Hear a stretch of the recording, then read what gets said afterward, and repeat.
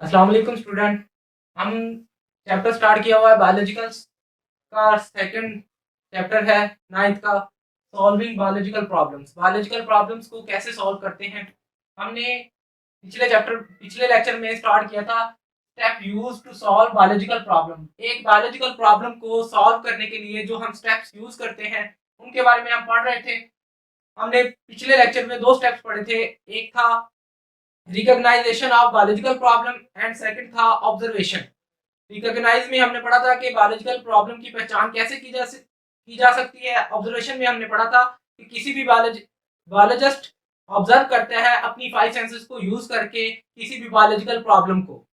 अब नेक्स्ट हमारे पास टॉपिक है, तीसरा स्टेप है हाइपोथेसिस। हाइपोथेसिस हमारे पास क्या होता है? It is a tentative explanation of observation is called hypothesis. Tentative एक मखसूस किस्म की एक्सप्लेनेशन होती है ऑब्जर्वेशन। जो हम ऑब्जर्व करते हैं किसी भी बायोलॉजिकल प्रॉब्लम को ऑब्जर्व करने के बाद एक सिंपल स्टेटमेंट, सादा स्टेटमेंट पेश कर देते हैं कि ये स्टेटमेंट है हमारे पास। बायोलॉजिकल ऑब्जर्व करने के बाद हमारे पास ये स्टेटमेंट आती है। इसकी एग्जांपल से समझाता हूँ कि एक डॉक्टर एक पेशेंट को ऑब्जर्व करने के बाद बताता है कि आपको ये बीमारी है। इसी तरह एक बायोलॉजिस्ट किसी बायोलॉजिकल प्रॉब्लम को ऑब्जर्व करने के बाद एक टेंटेटिव एक्सप्लेनेशन देता है जिसे हम हाइपोथेसिस कहते हैं। एक अच्छे हाइपोथेसिस के लिए जरूरी है कि उसके लिए कुछ फीचर्स हैं। एक अच्छे हाइपोथेसिस के लिए कि एक अच्छा हाइपोथेसिस क्या हो सकता है, कि उसके कौन से ऐसे फीचर्स हों, उसमें कौन सी ऐसी खसूसियत पाई जाए कि वो एक अच्छा हाइपोथेसिस कहलाए। It should be general statement, एक सादा स्टेटमेंट होनी चाहिए। एक अच्छे हाइपोथेसिस के लिए एक टेंटेटिव आइडिया होना चाहिए कि उसे हम मान सके कि वाकई ये बात है, और kept as simple as possible. Short होना चाहिए, ना बड़ा ज्यादा होना चाहिए। एक सिंपल स्टेटमेंट कह रहा है कि जनरल स्टेटमेंट होनी चाहिए, एक सादा सी स्टेटमेंट होनी चाहिए, एक सादा सी इबारत होनी चाहिए जिसको हम समझ सकें। और possible, simple as possible, short से शॉर्ट होनी चाहिए। कम से कम लफ्जों में एक शॉर्ट फॉर्म लाकर हमें ऑब्जर्व करके किसी भी बायोलॉजिकल प्रॉब्लम को एक सिंपल अल्फाज में हमें बता दे कि ये बायोलॉजिकल प्रॉब्लम है। जैसे कि एक डॉक्टर एक पेशेंट को ऑब्जर्व करता है, ऑब्जर्व करने के बाद उसको कहता है कि आपको मलेरिया है या टाइफाइड है। वो एक सिंपल अल्फाज में तीन चार वर्डों में कह देता है कि आपको मलेरिया है या टाइफाइड है। वो कहता है कि वो जो कहता है कि मलेरिया या टाइफाइड है वो हमारे पास एक हाइपोथेसिस है। वो हमारे पास एक हाइपोथेसिस है। टेस्टेबल होना चाहिए, पोटेंशियली फॉल्सेबल होना चाहिए। हम एक अच्छे हाइपोथेसिस के लिए जरूरी है कि उसे हम टेस्ट कर सकते हो और उसे हम गलत साबित करने की भी सलाहियत रखते हो। उसके अंदर ये सलाहियत होनी चाहिए कि वो गलत साबित हो सके। उसके बाद डिटेक्शन है। डिटेक्शन नेक्स्ट स्टेप हमारे पास डिटेक्शन है, लॉजिकल सीक्वेंस ऑफ हाइपोथेसिस।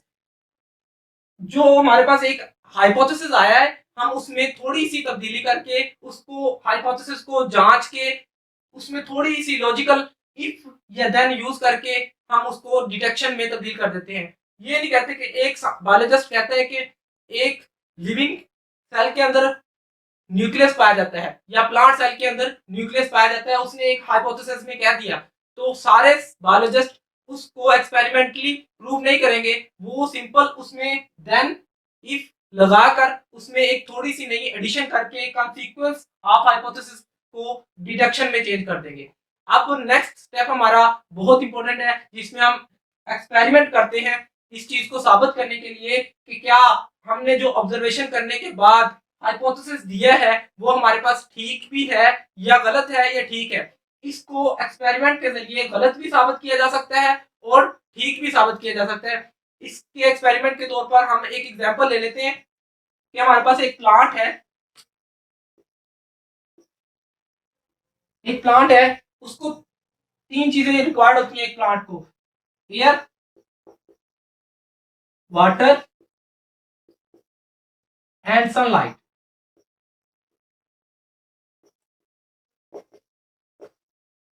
हमने कहा कि हमारे पास एक प्लांट है, उसको हम ये तीन चीजें रिक्वायर्ड है उसकी ग्रोथ के लिए। ये हमने एक्सपेरिमेंट करना है। एक्सपेरिमेंट में हमें पता लग जाएगा कि ये वाकई एक प्लांट को एयर, वाटर एंड सनलाइट की जरूरत होती है कि ग्रो करने के लिए, अपनी ग्रोथ को बढ़ाने के लिए इन तीन चीजों की जरूरत होती है। पहले दिन, 3 दिन, पहले दिन हमने एयर भी दे दिया, वाटर भी दे दिया, सनलाइट नहीं दिया। दूसरे दिन हमने क्या किया, एयर भी दे दिया, वाटर नहीं दिया, सनलाइट दे दिया। तीसरे दिन हमने क्या किया, एयर नहीं दिया, वाटर दे दिया और सनलाइट भी दे दिया। हमें पता लगा कि अगर इन तीनों में से अगर एक चीज भी एब्सेंट हो तो प्लांट अपनी ग्रोथ शो नहीं कर रहा। आखिर पे उन्होंने फोर्थ डे पे क्या किया, पानी भी दे दिया, एयर भी दे दिया और सनलाइट भी दे दिया। तीनों चीजें उन्होंने प्रोवाइड की और देखा कि प्लांट ग्रो करना स्टार्ट कर रहे हैं। पहला दिन उन्होंने एक चीज एब्सेंट कर दी, दूसरे दिन दूसरी कर दी, तीसरे दिन तीसरी चीज एब्सेंट कर दी, कि उनको उस पौधे को उस चीज से महरूम कर दिया। उन्होंने बाद में ऑब्जर्व किया कि वो प्लांट ग्रो नहीं कर रहा, लेकिन फोर्थ डे में उन्होंने तीनों चीजें उसे प्रोवाइड कर दी, एयर भी, वाटर भी, सनलाइट भी। बाद में उन्होंने देखा कि उस दिन उसने प्लांट्स ने बहुत अच्छी ग्रोथ की। तो इससे ये एक्सपेरिमेंट से साबित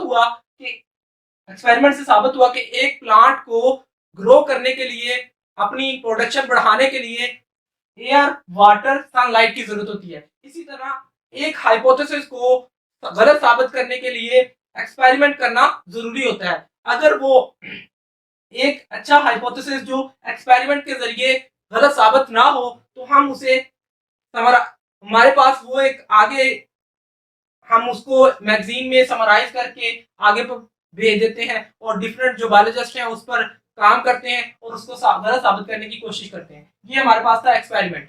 अब हमारे पास सिक्स जो स्टेप है, समराइजेशन ऑफ रिजल्ट जो हमारे पास एक्सपेरिमेंट करने के दौरान आया है उसको समराइज कैसे किया जा सकता है।